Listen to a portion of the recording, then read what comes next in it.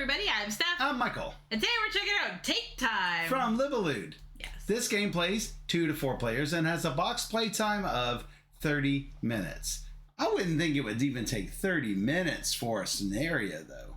For actually one, to play one of the 40 adventures in this box. That's true.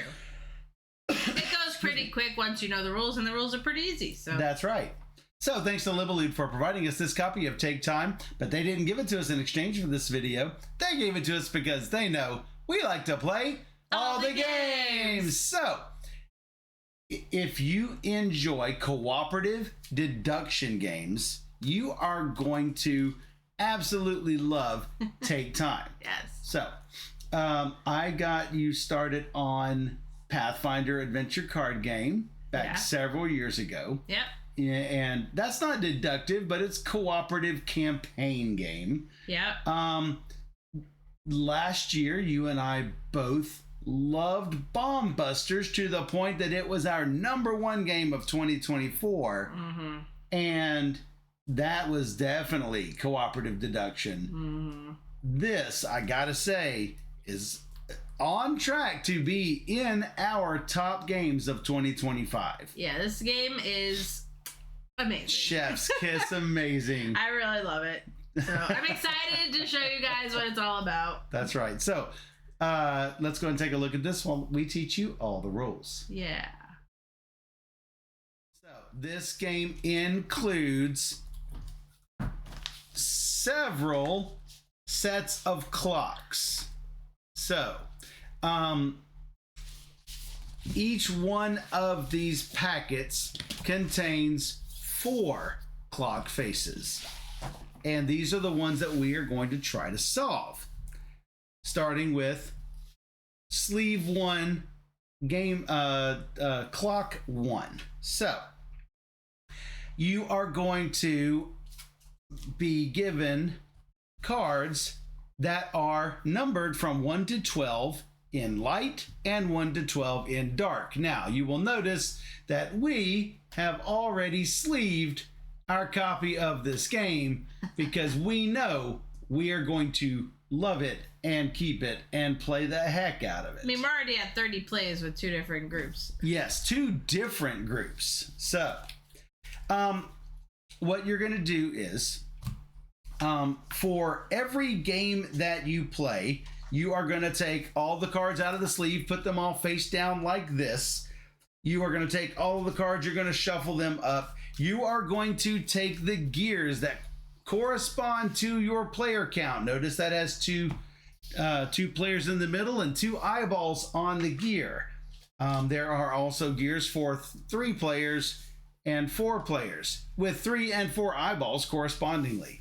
The bonus tokens that are arranged around it need to be placed face down, as you can see. Every time you lose an adventure or a scenario, then you can flip over one of these bonus tokens. Hey, that means we get 1 additional card face up. So you'll also be given this little clock hand, which you can place on the clock on certain adventures. So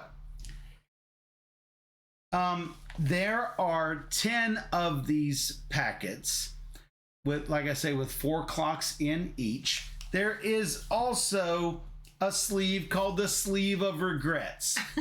This is where you send unwanted sleeves, unwanted clocks that you cannot possibly solve.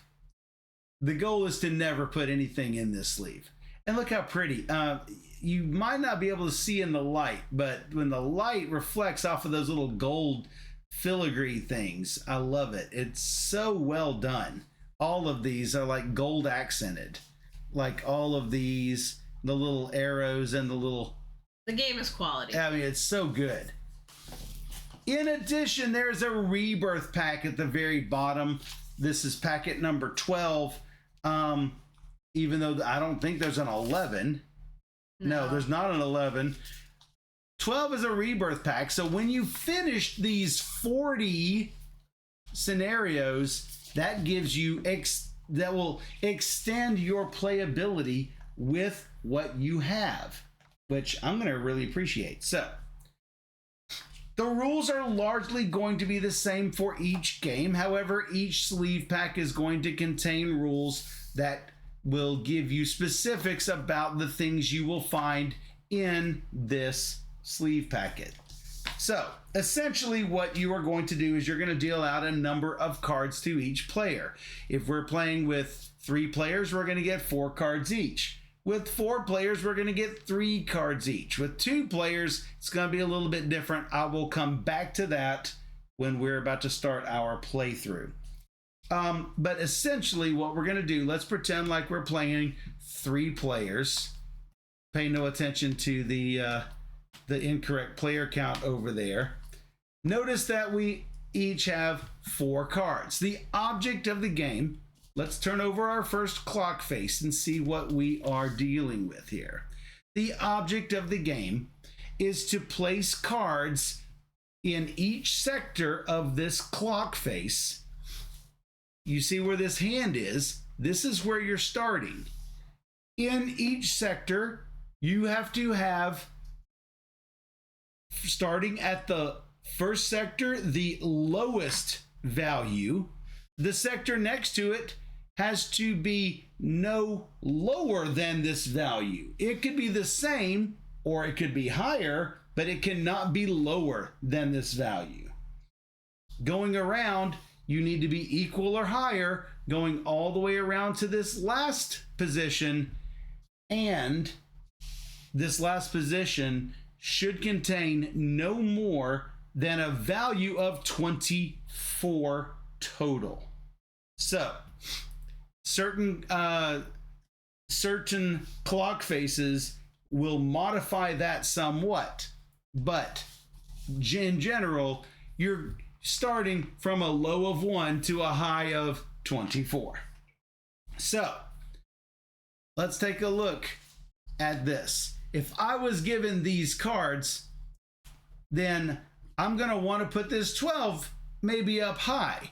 I don't want to put, I might not want to put this 7 down low, and there's a reason why I wouldn't want to put it here in just a second. I would not want to put either of these 7s down low because we need a super low number here, but we might not have much choice, depends on what we've been dealt. So what we're going to have when we deal out these cards, the first thing we're going to do is the discussion phase before anyone looks at their cards. You can say anything you want and plan out how you're going to attack this clock face. But once you pick up your cards, you cannot say anything.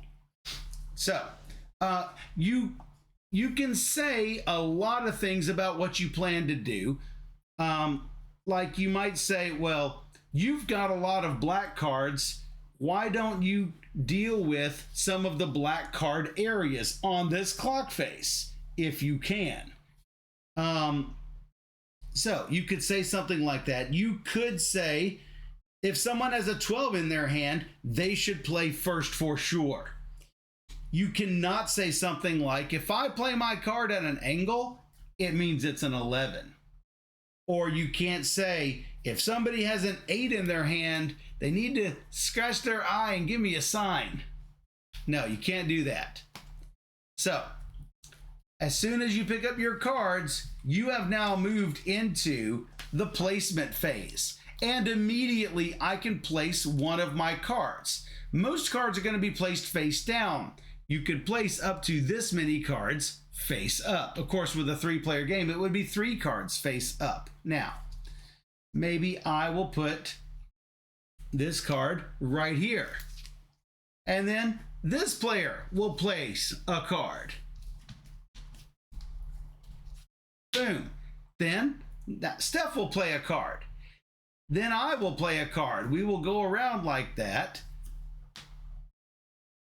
Like I wanted to turn this face up so that Steph knows, oh, I probably don't need to freak about it. It's probably not 2 very high cards. And we're going to go around and around till all 12 cards are played. Then we're going to go around revealing to make sure we have followed the rules of the clock, the specific clock, and the more general rules of lowest to highest. So, If we got it right, we're going to shuffle everything up and we're going to try the next clock face, etc., etc. Lather, rinse, and repeat. Oh, yeah. I did forget to mention revealing the cards is called the resolution phase. So, discussion phase, placement phase, resolution phase. If you fail the test, as I mentioned earlier, you're going to get 1 bonus so that the next time you do this clock face, you will have 3 cards face up at maximum, or 4 or 5 cards face up. And let me tell you, sometimes these scenarios can be super difficult. Yep.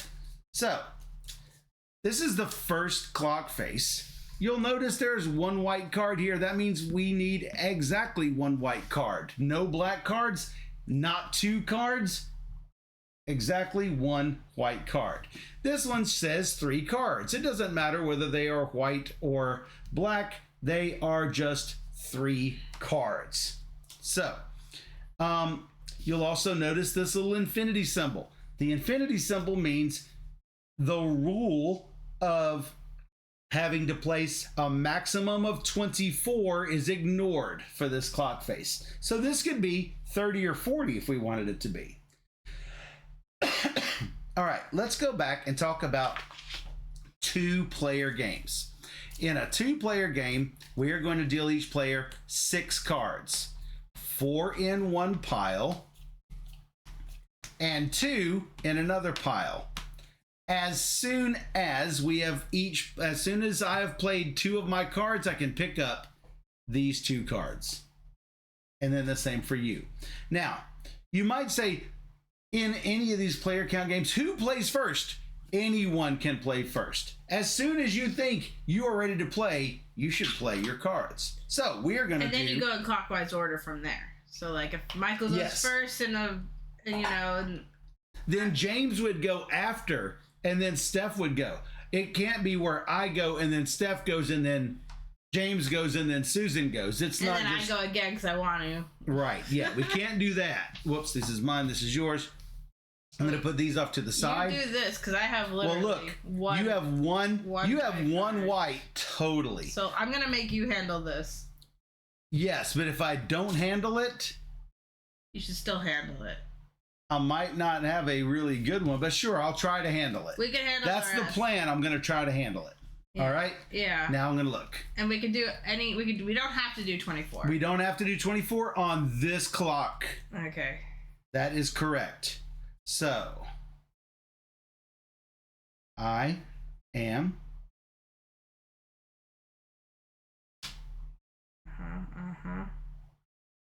I'm gonna do this face up. Okay, that's a 9. It's good information. Now I can take these.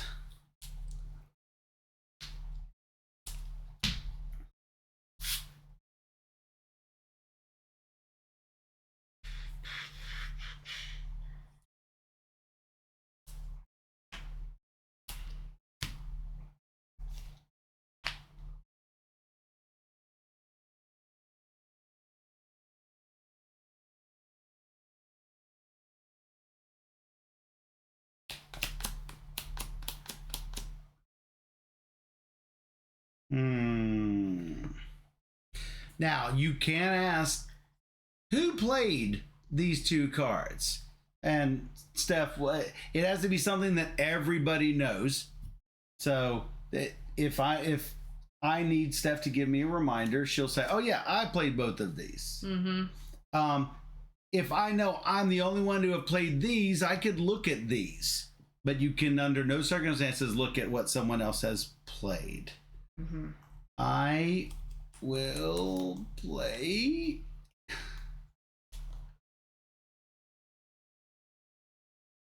We still have one more face up if you wanted to. Yeah. You've got 2 more cards to play. Yeah, I do.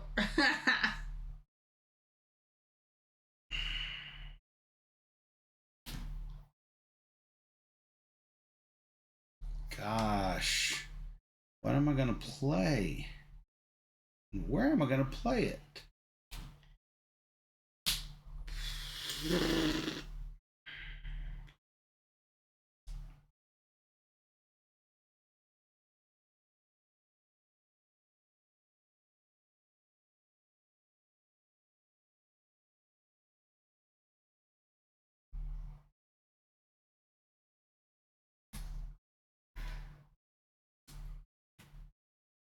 right, here we go. Oh, yeah, you got one more. Here we go again. 2. You did both of these, so that's good. 7, 9, 17. Is it enough? 23. Oh my god. Yeah, that was enough. 32. Wow. We had a high bunch of hands. I didn't get this until my pickup. And I had a 9 white. I'm like, his You has lower. You had the lowest white until I picked that up. No, yeah, but I figured you would have the lowest even still. Except I putting a 9 here would be if this had been a 12, then I would have had to put the 8. We did it though, and we didn't do it within the range of 24. But no, but we didn't have to because of this. Yeah.